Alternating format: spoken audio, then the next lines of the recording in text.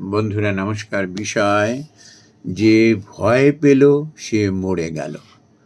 বন্ধুরা, একটা খুব জনপ্রিয় সিনেমার এরকম ডায়লগ ছিল, যে ডর গয়া ও মর গয়া। ভীতু মানুষ সে সমাজে না ওই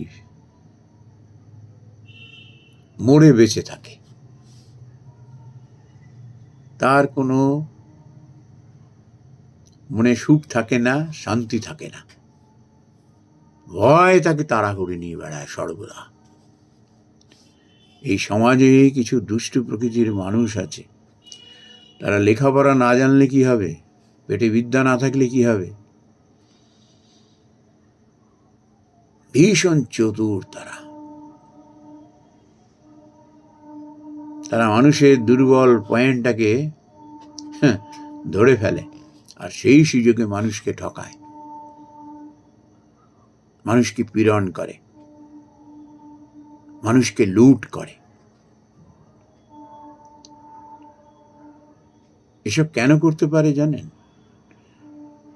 কারণ এইসব মানুষের কোনো লজ্জা শরম নেই। যতক্ষণ পর্যন্ত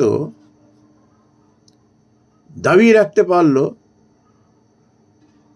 চেহারা দিয়ে, সাজানো কথা দিয়ে, সোকল স্মার্টনেস দিয়ে, ততক্ষণ পর্যন্ত খুব দাবড়াচ্ছে, চমকাচ্ছে, ধমকাচ্ছে ওই ভীতু মানুষটাকে, আর সে তার বলি হয়ে গেল। যেই ধরা পড়ে গেল এ তো আমাকে ধমকাচ্ছে, চমকাচ্ছে, আমাকে দুর্বল পেয়ে, সে যদি একবার রুখে দাঁড়াতে পারে না, এই মানুষই আবার পায়ে পড়ে যায়। এই জন্য নির্লজ্জ বেহায়া মানুষ এইরকম সাহস দেখিয়ে ফেলে, অন্যের দুর্বলতার সুযোগ নিয়ে। দেখছে এই লোকটা তো ভীতু আছে, বেশ নাও একে লোটো। এই সাহসটা, দুঃসাহসটা তারা দেখিয়ে ফেলে। তার কারণ হলো এরা পায়ে পড়তে এদের বেশি সময় লাগে না। কিন্তু বন্ধুরা, আমরা যদি এইভাবে ভীতু কাপুরুষের মতো সমাজে বেঁচে থাকি না, এই সমস্ত দুষ্ট প্রকৃতির মানুষ এসে না আমাদের মাথায় চাটা মেরে আমাদের সব কিছু কেড়ে নিয়ে চলে যাবে, আমাদের গ্রাস কেড়ে নেবে। এই জন্য কি হয়, কোনো অবস্থাতেই ভয় পেতে নেই। তুমি যদি ঠিক থাকো, কিসের ভয়? তুমি যদি কোনো অন্যায় না করে থাকো, কিসের ভয়? এটা বুঝতে হবে। সে যদি একবার সাহস সঞ্চার করে কাউন্টার করতে পারে না, তখন ওই বিপক্ষের মানুষটির মজা সে দেখতে পায়, কিভাবে ভেঙে চুরচুর হয়ে যায়। আমরা অনেক সময় এরকম করি, ভয় পেয়ে নিজেই এমন আচরণ করতে থাকি না, চোখ মুখ বিকৃত করে, উচ্চস্বরে কথা বলে, সেই গালাগাল করে।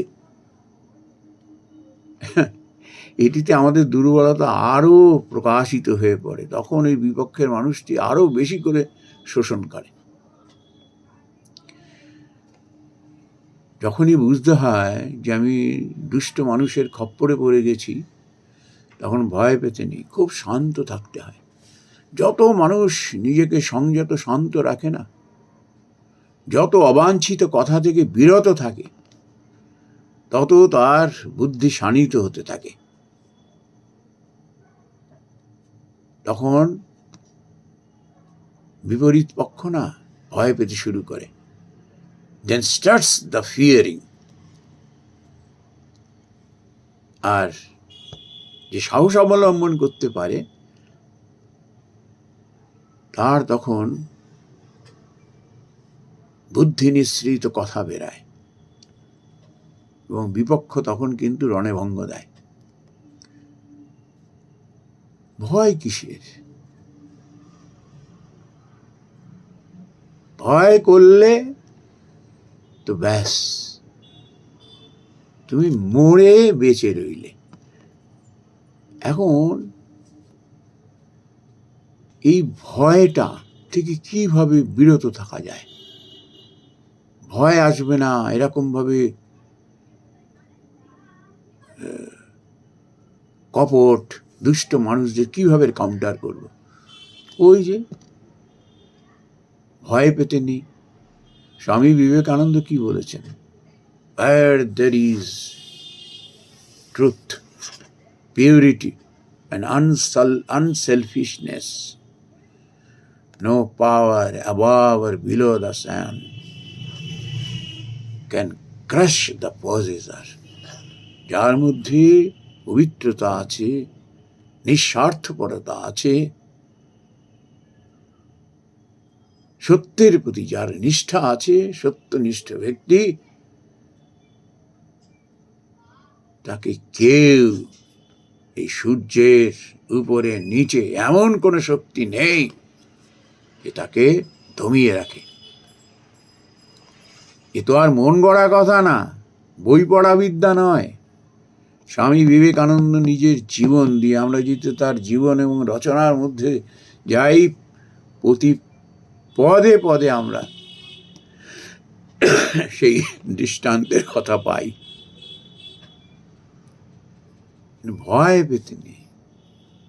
Under any circumstances, we should not fear.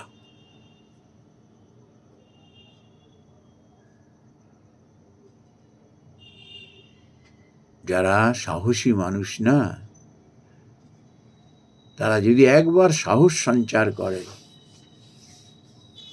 আমি তো কোনো অন্যায় করিনি, আমি তো কোনো ভুল করিনি, কেন ভয় পাবো? এই সাহসটা দেখাতে পারলে ভগবান তার পেছনে এসে দাঁড়ায়। দুনিয়ার কেউ দাঁড়ালো না হয়, এটা উচিত শিক্ষা দিয়ে দেয় প্রতিপক্ষকে। বন্ধুরা, একে বলে সাহস। স্বামী বিবেকানন্দের কথা, যার মধ্যে পবিত্রতা আছে, যার মধ্যে নিঃস্বার্থপরতা আছে, যার মধ্যে যে সত্যনিষ্ঠ, সেই হলো প্রকৃত সাহসী। পেছনে অনেকগুলো লোক আছে, অর্থ আছে, অমুক আছে, তমুক আছে, ও তো সাময়িক। কত তো বড় বড় মানুষদের দেখছি, কত বড় বড় উচ্চ পদে ছিল, কত লোকজন, কত নাম ডাক, শেষ পর্যন্ত একা। মানুষ বেসিক্যালি একা। সমস্যা, তার সমস্যা তাকেই যুঝতে হয়, সমাধান তাকেই করতে হয়, এবং সে সাকসেস হয় যখন সে সাহসের সঞ্চার করতে পারে, on the basis of purity, truthfulness and unselfishness. সারা দুনিয়ার লোক তার বিপক্ষে চলে গেলেও না, সে অনড় থাকে, অবিচল থাকে। কারণ কি? জানে ভগবান ওর পেছনে আছে।